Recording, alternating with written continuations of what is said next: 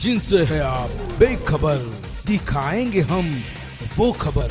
खड़की समाचार अब नए अंदाज में। दोस्तों, आज हम संस्था के बारे में बात करना चाहेंगे जो हमारे बीच है। काफ़ी संस्था के बारे में मालूमात रखते हैं, गवर्नमेंट की योजना की मालूमात रखते हैं, जो साजिद पटेल जिनकी भी गोल्डन नाम से एक संस्था चलती है, लेकिन काफ़ी संस्था चालकों को इन्होंने डेवलप किया है। इन्हीं के माध्यम से हम जानेंगे कि माइनॉरिटी के लिए सामाजिक संस्था के लिए कौन सी योजना है। इन्हीं से जानेंगे संस्था ने किस तरह काम करना चाहिए। इन्हीं से जानेंगे कि संस्था अपने आप को कैसा डेवलप कर सकती है। चलिए दोस्तों, साजिद पटेल साहब जो काफी माहिर है, सभी समाज में उनका अच्छा व्यक्तिमत्व है, अच्छा नाम है और योजना के बारे में उनको मास्टर माना जाता है। तो चलिए आज उन्हीं से जानेंगे, हम ज्यादा टाइम न लेते हुए। उन्होंने हम अपने दर्शकों को काफी अच्छी जानकारी देते हैं। साजिद भाई, आज संस्था में लोग काफी काम कर रहे हैं, दिन ब दिन मतलब संस्था बढ़ती जा रही है, लेकिन वर्क नहीं हो रहा है। इसके पीछे क्या कारण हो सकता है सर? ऐसा है कि लोग दिल जान से काम करते हैं लेकिन डेवलप नहीं हो पाती है, फिर डिस्टर्ब होके मतलब परेशान होके बंद कर देते हैं। तो ऐसे में हमारे संस्था चालकों को आप मार्गदर्शन करिए कि संस्था को डेवलप कैसा किया जाए, शासन की योजना की मालूमात कैसी लिए जाए और वो कैसा मिलना चाहिए कि जिससे आप संस्था को डेवलप करें। प्लीज। सबसे पहले मैं तरफ से मैं धन्यवाद कहूँगा कि उसने इस व्यासपीठ से मुझे आपसे मुखातिब होने का, आपसे संपर्क करने का एक मौका यहाँ पर मौजूद कराया। जैसा हमारे डॉक्टर अफसर साहब ने कहा कि अल्पसंख्यक समाज के लिए आप कुछ कहिए।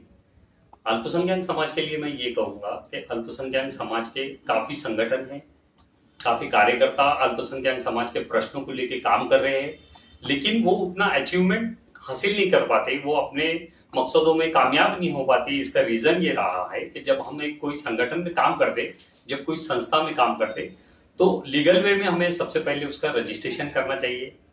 चैरिटी का एक रजिस्ट्रेशन होता है, कामगार उपायुक्त का रजिस्ट्रेशन होता है, स्टेट गवर्नमेंट का संगठन का रजिस्ट्रेशन होता है। ये दीगर अलग अलग रजिस्ट्रेशन होने के बाद में हम शासन से अपनी डिमांड मंजूर करा सकते हैं, हम शासन से कोई प्रोजेक्ट मंजूर करा के उसको अनुदान मंजूर करा सकते हैं। उसको हमको एक स्ट्रीम में काम करना होगा। अगर माइनॉरिटी का हम देखा जाए तो लोकल में कई सारी योजनाएं हैं जो जिला अधिकारी कार्यालय के अंतर्गत चलती है। उनके पास में सामान्य प्रशासन विभाग है जिसे एक उप जिला अधिकारी हैंडल करते हैं, और उनके अंडर में जो है तो अल्पसंख्यक विकास विभाग के नेतृत्व में एक तहसीलदार है, और उनके माध्यम से स्टेट गवर्नमेंट और सेंट्रल गवर्नमेंट की दोनों ही योजनाएं जो है तो लोगों के लिए वहां से रवाई जाती है। लेकिन होता क्या है कि गवर्नमेंट भी इस योजना के प्रचार और प्रसार करने में कम पड़ता है। जब कभी भी ऐड आता है तो हो सकता है कि नेशनलाइज स्कीम होने की वजह से वो नेशनल की किसी भी अखबार में आती हो और वो लोकल वालों के पढ़ने में नहीं आती, सो उसी वजह से उसका इम्प्लीमेंटेशन नहीं होता है। लेकिन हमारा काम है कि हमारे जो अल्पसंख्यक के कार्यकर्ता है, जो अलग अलग संगठनों में काम करते हैं, जो अलग अलग संस्थाओं में काम करते हैं, अगर वो संस्था के माध्यम से हमारे समाज का विकास चाहते हैं तो वो पहले अपना वे डायरेक्शन तय कर ले कि हमको किस क्षेत्र में काम करना है। हमको आरोग्य क्षेत्र में काम करना है, हमको एजुकेशन में काम करना है, हमको यूथ के लिए काम करना है, हमको स्पोर्ट्स वाले बच्चों के लिए काम करना है, या सामाजिक काम करना है, किसी को राइटिंग में काम करना है, किताबों पे काम करना है, प्रिंटिंग में काम करना है। ये अपना एक पहले दायरा तय कर ले। अगर उनको एजुकेशन लाइन से काम करना है तो एजुकेशन लाइन से छोटे बच्चों से लेके बड़ों तक के एजुकेशन के अलग अलग माइनॉरिटी डिपार्टमेंट की स्कीम चलती है जो हमें मालूम है। मैं सबसे पहले छोटे बच्चों के लिए कहूंगा, उनके लिए छोटे छोटे आंगनवाड़ी बालवाड़े हैं कि माइनॉरिटी डिपार्टमेंट के भी चलते हैं और स्टेट गवर्नमेंट के भी चलते हैं, महिला बाल विकास के भी चलते हैं और जिला परिषद महिला बाल कल्याण के भी चलते हैं। वो योजनाओं का फायदा हमारे 0 से 6 ईयर बच्चों के लिए कैसा होगा? अगर हमारे कोई वार्ड में आंगनवाड़ी बालवाड़ी नहीं है तो उसका प्रोसेस हम कहाँ से करें? बालवाड़ी अगर हमें शुरू करना है तो महिला बाल विकास अधिकारी का कार्यालय कहाँ है और मेरा वार्ड उस कार्यालय के क्षेत्र में आता है कि ये हमें कंफर्म करना होगा। बाद में उनसे आप कांटेक्ट कीजिए, उनसे संपर्क कीजिए, उनसे उस प्रस्ताव की डिटेल लीजिए कि अगर हमारे एरिया में अगर बालवाड़ी आंगनवाड़ी शुरू करना है तो किस तरीके का प्रस्ताव हमें वहां देना होगा, ताकि हम हमारे क्षेत्र के 0 से 6 ईयर बच्चों के लिए एजुकेशन का और शालेय पोषण का ये बहुत अच्छा इंतजाम वहां हमारे संस्था के माध्यम से कर सकते हैं।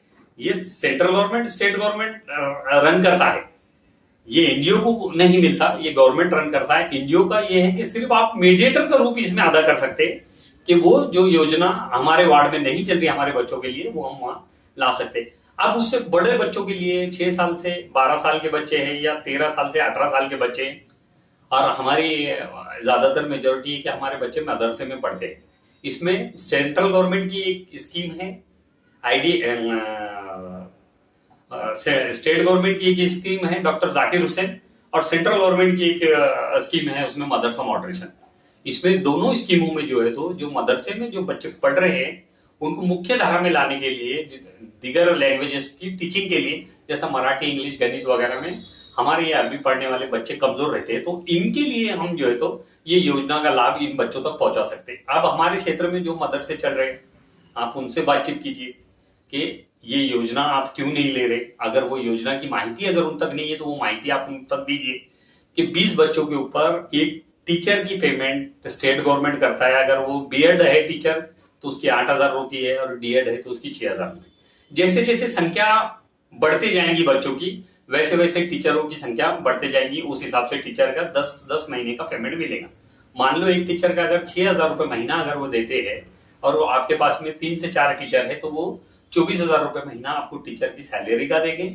और उसमें स्कीम के अंदर अगर कुछ डेवलपमेंट आपको आपके मदरसे में करना है, कलर का है, फर्शी का है, लैट्रिन बाथरूम बनाना है, या पानी की व्यवस्था, विद्युत व्यवस्था, ये हर एक व्यवस्था के लिए हर साल आपको 2 लाख रुपए दिए जाएंगे। और ये शैक्षणिक योजना है, तो शैक्षणिक सबसे महत्वपूर्ण कि इन बच्चों के लिए किताबें खरीदने के लिए हर साल स्टेट गवर्नमेंट हमको जो है तो 50,000 रुपए किताबों के परचेसिंग के लिए देंगे। इस तरीके से ये डॉक्टर जाकिर हुसैन आधुनिकीकरण योजना है। बड़े बच्चों के लिए जो बेरोजगार बच्चे हैं, जिन्होंने अपनी नौकरी एम्प्लॉयमेंट में कराई है और जो रोजगार की तलाश में है, आप अपनी संस्था के माध्यम से, कौशल्य विकास परिषद के माध्यम से स्टेट गवर्नमेंट के छोटे छोटे हर वार्ड में वीटीपी सेंटर स्टार्ट करते हैं, vocational training provider. VTP centre क्या है कि आपको अगर पढ़े लिखे बच्चे मिलते हैं, 12वीं पास अगर बच्चे मिलते हैं और उनको कंप्यूटर ट्रेनिंग देना है, मान लो आप उनको डीटीपी का ट्रेनिंग दे रहे हैं, तो 20 बच्चों का 30 बच्चों का आपको बैच बनाना होगा। आपका कंप्यूटर लैब अच्छा चाहिए, लाइट वगैरह गई तो उसकी व्यवस्था होनी चाहिए। 20 से 30 बच्चे अगर पढ़ रहे हैं तो उतने आपको पीसीस होने चाहिए।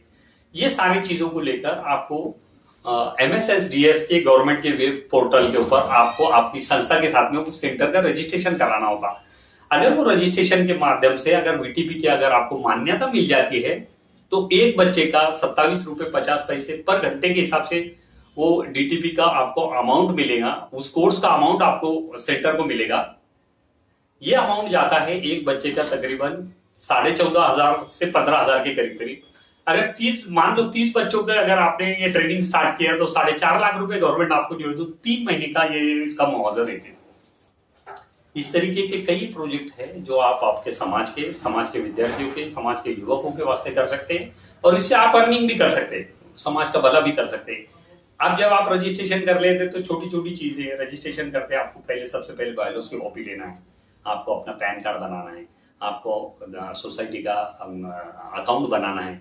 उसके बाद में इसको फंड्स कैसे मिलेंगे और फंड्स देने वाला आपको फंड्स क्यों दे, उसका क्या बेनिफिट हो। तो इसके लिए गवर्नमेंट ऑफ इंडिया ने 2 अलग अलग सोसाइटी के लिए छोटे छोटे रजिस्ट्रेशन है, जिसे हम 12A और ATG कहते हैं। 12A और ATG इनकम टैक्स के रजिस्ट्रेशन है, जिसको देने के ऊपर जब 12A आप लेते हैं तो संस्था का आपका जो ट्रांजेक्शन है, मान लो आप डोनेशन लेकर भी अगर इधर उधर से वो प्रोजेक्ट साल भर रन करते हैं और उसका अगर 7-8 लाख रुपए का आपका अगर ट्रांजेक्शन जाता है तो 2.5 लाख के ऊपर हमको इनकम टैक्स पेड करना होता है। तो वो इनकम टैक्स हमारी संस्था को ना लगे, इसलिए वो 12A का रजिस्ट्रेशन होता है, जिसमें आपको एनजीओ का जो भी ऑडिट बनता है उसके ऊपर आपको एग्जेम्प्टेड हो जाता है, टैक्स एग्जेम्प्टेड हो जाता है। लेकिन ATG का रजिस्ट्रेशन ये है कि वही प्रोजेक्ट रन करने के लिए अगर आपको पैसे की दिक्कत होती है या वो पैसा आपको कहीं से जमा करना होता है डोनेशन में, तो जो डोनर होता है वो डोनर को वो रिसिप्ट के ऊपर, हमारे ATG के रिसिप्ट के ऊपर उसको एग्जेम्प्टेड हो जाता है, इसलिए वो आपको डोनेशन देता है। तो इस तरीके के ये दोनों रजिस्ट्रेशन आपको करना चाहिए। अगले एपिसोड में हम आपसे फिर मिलेंगे, इसके बाद में हम कुछ और दूसरे विषय पे और दूसरे योजनाओं के ऊपर आपसे बात करेंगे। तब तक क्या इजाजत देते हैं सर। अभी खड़की समाचार ने जो अभियान शुरू किया है ऐतिहासिक और शैक्षणिक, जैसा एजुकेशन में जो संस्थाएं काम कर रही है, काफी पालकों का तकलीफ हो रही है क्या फीस के लिए उनको परेशान कर रहे हैं, उनको स्कूल में नहीं ले रहे हैं। गवर्नमेंट की गाइडलाइन के मुताबिक उन्होंने कोई बच्चे का नुकसान ना हो, कोई बच्चे को फीस के लिए तकलीफ ना दे, ऐसा कहा गया है। इसके ऊपर आप क्या बोलेंगे? देखिए, स्टेट गवर्नमेंट को पता है कि 2 साल से कोविड होने की वजह से हमारे राज्य के लोगों की परिस्थिति, आर्थिक परिस्थिति कैसी है, और स्टेट गवर्नमेंट के फीस को लेके, बच्चों को लेके अलग अलग स्कीम है, अलग अलग योजना है। इन योजनाओं का मैं आरोग्य जागृति से गुजारिश करूंगा कि वो योजनाओं का प्रचार व प्रसार करें। योजना क्या है? आरटीई की छोटी सी योजना है हमारे पास में। अगर किसी पेरेंट्स की अगर आर्थिक परिस्थिति खराब है तो वो अपने स्कूल को रिक्वेस्ट करे और आरटीई के अंदर अपने बच्चे का दाखिला कराएं। आरटीई क्या है कि जो स्कूल का एडमिशन है उसके 25% एडमिशन उनको आरटीई के तहत फ्री में देने होते हैं, जिसकी पेमेंट सारी स्टेट गवर्नमेंट करता है। शालेय शिक्षण विभाग से वो पेमेंट होता है। और इसमें बहुत सारी जगह पे फ्रॉड भी होता है। ये आरोग्य जागृति से गुजारिश करूंगा कि इसके ऊपर ध्यान दें। फ्रॉड कैसा होता है कि मान लीजिए एक स्कूल है जहाँ की स्ट्रेंथ जो है तो 1000 के करीब करीब बच्चों की है, तो उन्होंने 250 बच्चों का एडमिशन जो है तो फ्री में देना चाहिए। वो दे नहीं रहे या दे नहीं पा रहे, या पेरेंट्स उन तक पहुंच नहीं पा रहे, या वो योजना का प्रचार और प्रसार नहीं हो रहा, या वहां बच्चे गरीब नहीं है। ये सारी चीजों का अभ्यास हमको करना पड़ेगा। कभी कभी क्या होता है कि मैनेजमेंट को पता होता है कि कौन से पेरेंट्स फीस नहीं देने वाले हैं, तो वो पहले से उनका आरटीई में रजिस्ट्रेशन करके ले लेते हैं। वो पेरेंट्स को भी नहीं पता होता। ऐसा कई सारे स्कूलों में हुआ है। हमको ये मालूम करना पड़ेगा कि कहीं ऐसा हो तो नहीं रहा, और जो पेरेंट्स गरीब है, जो फीस नहीं पेड कर पाते, उनको जन जागरण करके कौन सी डेट में हम ये जो आरटीई के एप्लीकेशन करेंगे, उसके लिए क्या डॉक्यूमेंट होंगे, और उनके लिए ये सारा फ्री ऑफ चार्ज होगा, ये हमें जन जागरण करके बताना होगा। और इसी में कोई भी स्कूल में आप एडमिशन फ्री में ले सकते हैं। उसका रूल है कि आपको एडमिशन करते टाइम ऑनलाइन में वो स्कूल का नाम डालना है। अगर वो स्कूल का नाम आपका लिस्ट में आ जाता है तो उसके बाद गैर शिक्षण अधिकारी के माध्यम से, शिक्षण अधिकारी के माध्यम से वो एडमिशन की लिस्ट जो है तो संबंधित स्कूल को भेजी जाती है। वहां पर आपका फ्री में एडमिशन हो जाता है। लेकिन पालकों को भी इसमें जागरूकता लेनी पड़ेगी। पालकों को भी योजना का प्रचार और प्रसार आपस में करना पड़ेगा, माउथ कैंपेनिंग करना पड़ेगी, योजना को समझकर इसका फॉलोअप लेना पड़ेगा, अच्छे से जाके मिलना पड़ेगा, ताकि इसका बेनिफिट आपको, आपके बच्चों को और उनके दोस्त अहबाब को भी हो। शुक्रिया।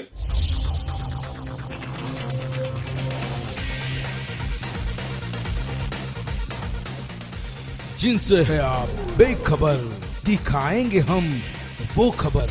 खड़ की समाचार अब नए अंदाज में।